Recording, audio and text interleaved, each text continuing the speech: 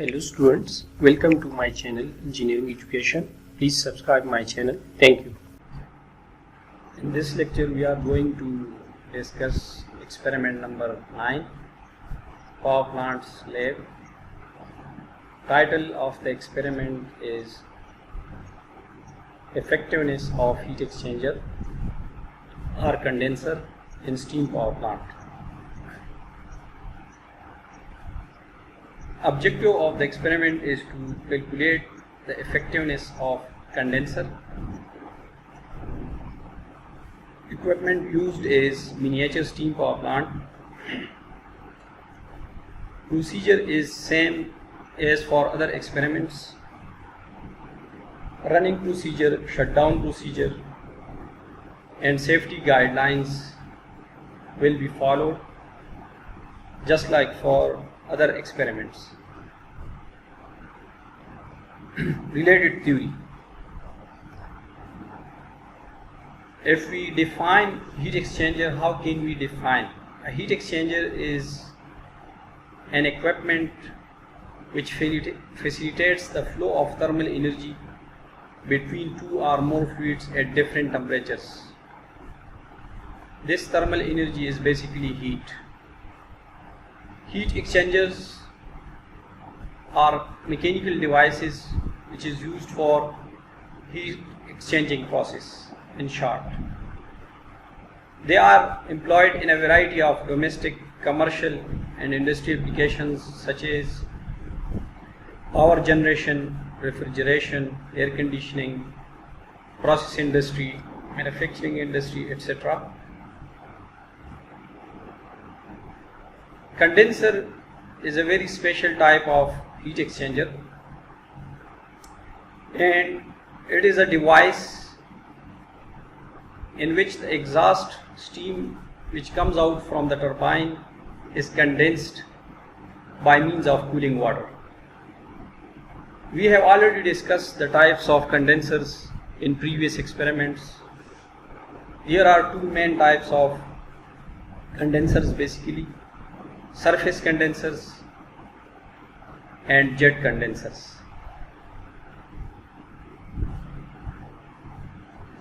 How we define condensation process?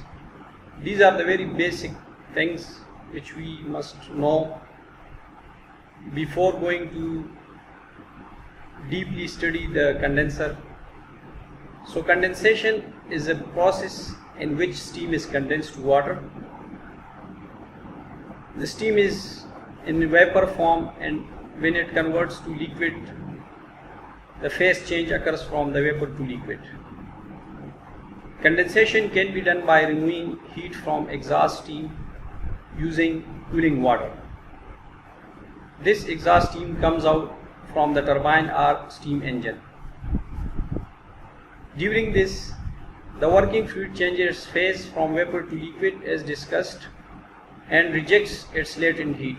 There are two types of heats: latent heat and sensible heat. Latent heat is responsible for phase change processes like here condensation, while sensible heat is responsible for temperature change.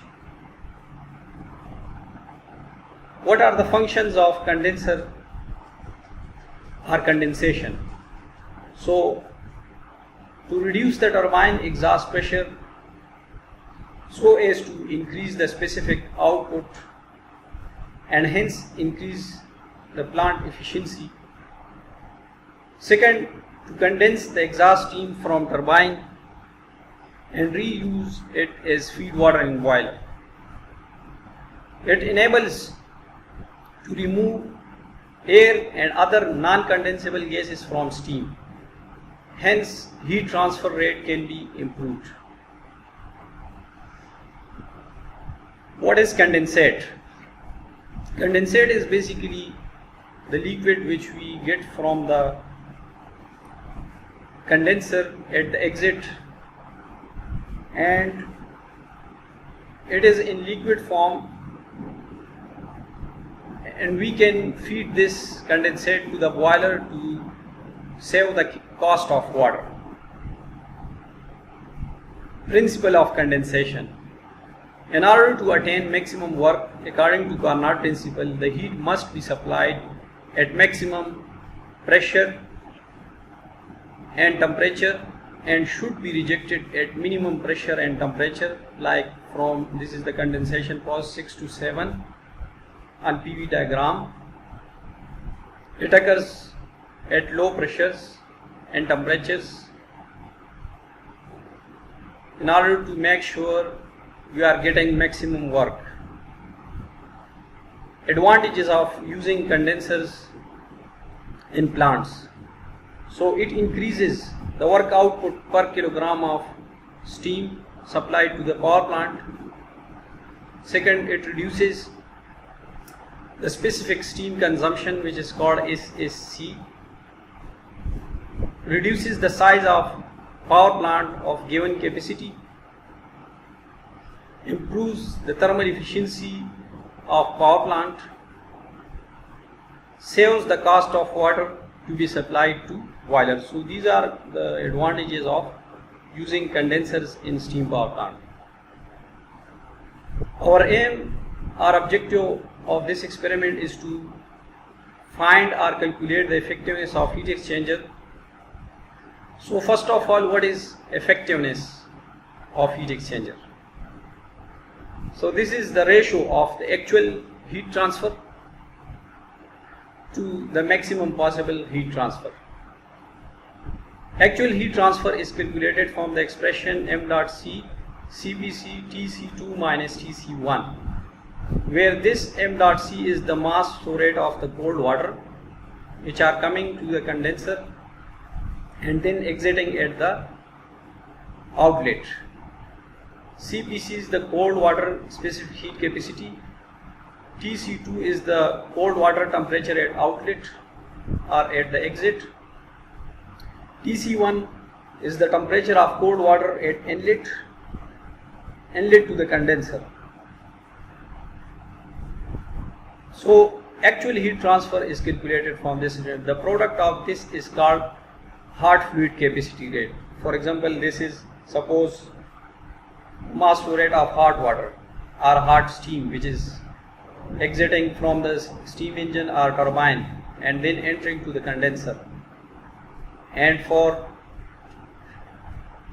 cold water, this will be CC, cold fluid capacity rate. So if we express this in fluid capacity rate, so it will be equal to, for the maximum possible heat transfer, it will be equal to Ch into Th1 minus Tc1, where Th1 is the inlet temperature of the steam which is entering to the condenser, and this is Tc1, which is the temperature at inlet to the condenser for cold water. So this is the maximum possible heat which we can transfer to the cold water. So if we take the ratio of the actual heat and the maximum possible heat which is available, so then we have this expression. If suppose these are equal, if they are equal to each other, then we can write this just like this. This factor will be cancelled and only temperature differences will remain. So now in this case it is also called thermal ratio of the condenser or heat exchanger. But for accurate calculation, this expression must be used. To note some values from the equipment, we need this table. In this table we have steam flow rate m dot s, which is measured in kilogram per hour or kilogram per minute, already calculated. 40 gram per minute calculated in previous experiments, so it will be 0.004 kilogram per R. Water flow rate is measured in liter per hour here, but the unit here which we measure is liter per minute. So it can be converted to the mass flow rate of the cold water.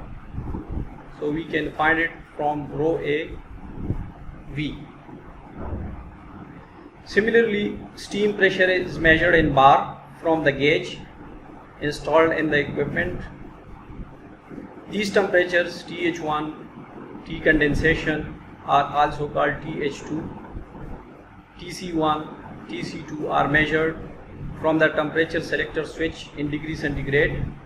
So we take multiple readings in this table and we'll take the average of these values, and accordingly we will use these values in this expression to find the effectiveness of the condenser, which is a specific type of heat exchanger.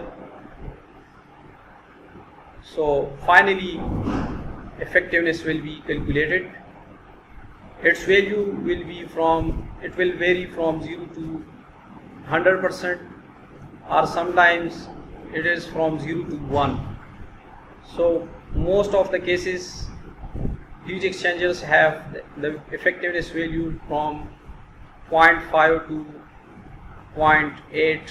Normally this is the range of thermal ratio or effectiveness of heat exchanger for most of the heat exchanger which are used in various or diverse applications throughout in the fields. So this is all about experiment number 9, in which we found the effectiveness of heat exchanger and specifically the condenser which is used in our miniature steam power plant. Thanks for watching. Please like and comment on my videos. Also subscribe my channel to get new videos.